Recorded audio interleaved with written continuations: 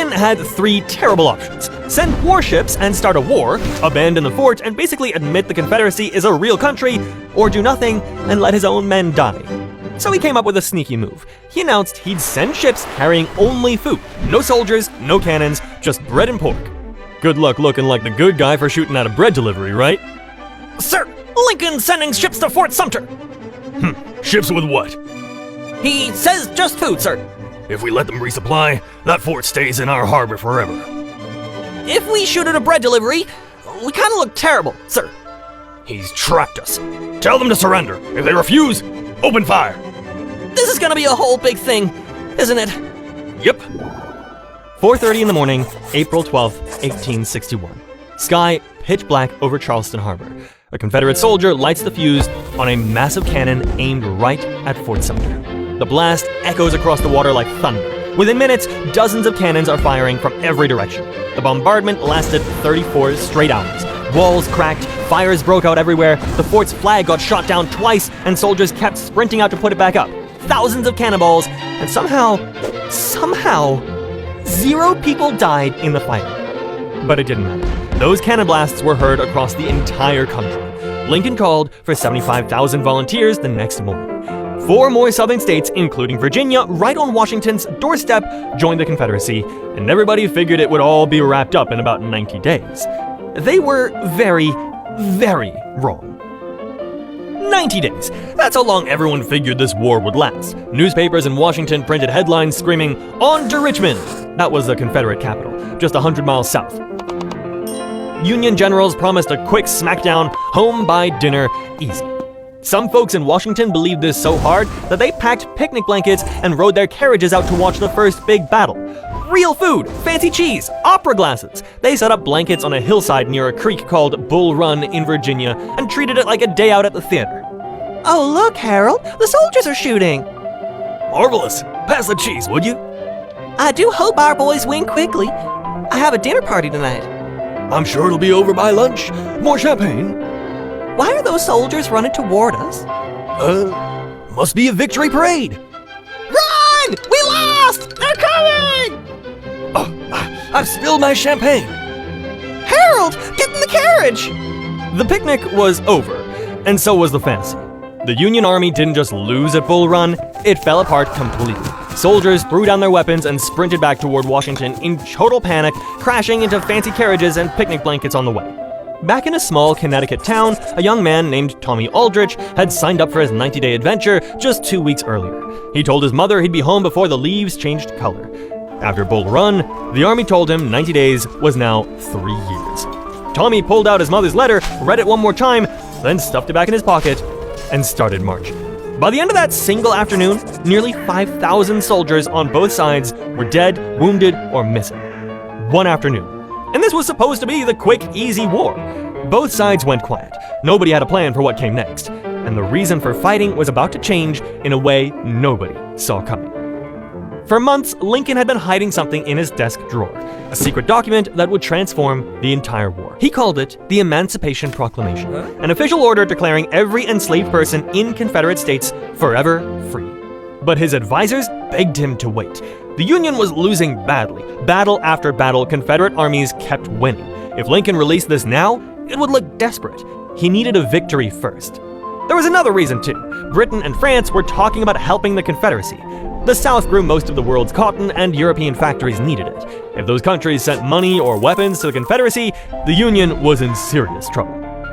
Then came September 17th, 1862, a place called Antietam Creek in Maryland. The single bloodiest day in all of American history. By sunset, around 22,700 soldiers were dead, wounded, or missing. In one day. The Confederates pulled back, close enough to a win. Lincoln finally had his moment. Gentlemen, I'm freeing the slaves in rebel states. All of them? And here's the clever bit. No European country wants to be seen helping a nation that's fighting to keep slavery. One piece of paper, and we cut off their allies. That's actually brilliant. I know. Someone get me a pen. A nervous telegram operator in a tiny Washington office is clicking away on his machine when his device suddenly goes crazy. He reads the message, knocks over his coffee, and sprints down the hallway yelling, "The president did it! He's freeing the slaves!" Papers fly everywhere. A clerk drops his sandwich, someone trips over a chair. On January 1st, 1863, the proclamation went into effect, and something remarkable followed. Around 200,000 black men signed up to fight for the Union. Former slaves picked up rifles and marched against the very system that had enslaved them. The war to save the country had become a war to end slavery, and the summer of 1863 was about to bring two battles that would decide everything. Summer 1863. The Confederacy was losing men, losing supplies, and losing ground. So, Confederate General Robert E. Lee decided to gamble everything on one massive invasion of the North. His plan was bold and desperate. March into Pennsylvania, win a huge battle on Northern soil, and scare everyday Northerners into demanding peace. Here's the funny thing. Nobody actually planned to fight at Gettysburg. Some Confederate soldiers wandered into the little town because they'd heard a store there sold shoes. Their feet were wrecked from months of marching. They just wanted boots. Instead, they bumped into Union scouts. Both sides called for backup, and then more backup. All because some guys needed some new footwear. By day 3, 165,000 soldiers were crammed around a town most of them had never heard of, and Lee ordered one of the most famous and most doomed attacks in military history. General Lee wants me to do what? March your men across that open field toward those Union soldiers on the hill. The ones with all the cannons. That's the one. Across an open field. For almost a mile. Those are the orders. Has General Lee seen that field? He believes in the courage of our men. I believe in courage too. I also believe in math. Nearly half of Pickett's men were left on that field. 1,000 miles west, Union General Ulysses S. Grant had the city of Vicksburg surrounded. Vicksburg sat right on the Mississippi River, the most important waterway in America. Whoever held it controlled the entire middle of the country. Inside the walls, a skinny Confederate soldier is down to his last cracker. He breaks it in half and offers one piece to a stray cat. The cat sniffs it, looks deeply offended, and struts away. On July 3rd, Lee's invasion collapses at Gettysburg. The very next day, July 4th, Vicksburg surrounded. The Union now controlled the Mississippi, slicing the Confederacy clean in two. 2 battles, 1 week. The South could still fight. The war could drag on for years. But one man was about to decide how it would end. Lincoln needed someone who would finish this war. He chose Ulysses S. Grant, the general who had just won Vicksburg, and gave him one simple order: end it. Grant's strategy sounded almost crazy. Attack every single day. Never stop. Never rest. Never give Lee's army a chance to breathe. Even when the Union lost a battle, Grant didn't retreat like previous generals had. He just marched forward and attacked again.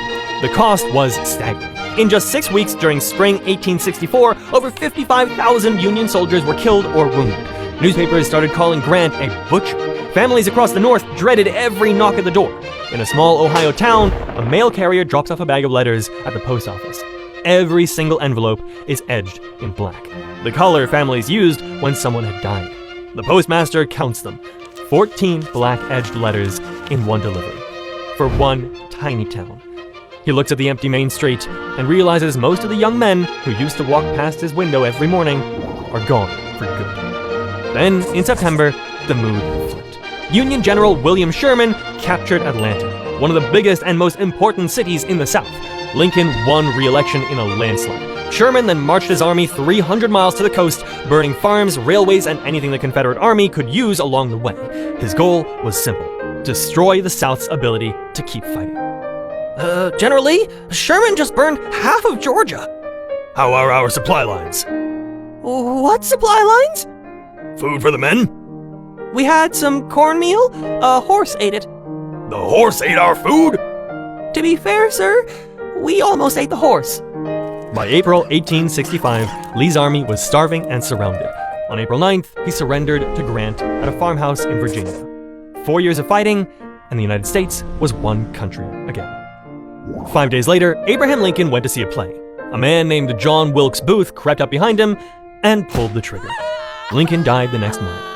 The man who held America together didn't live to see what it would become.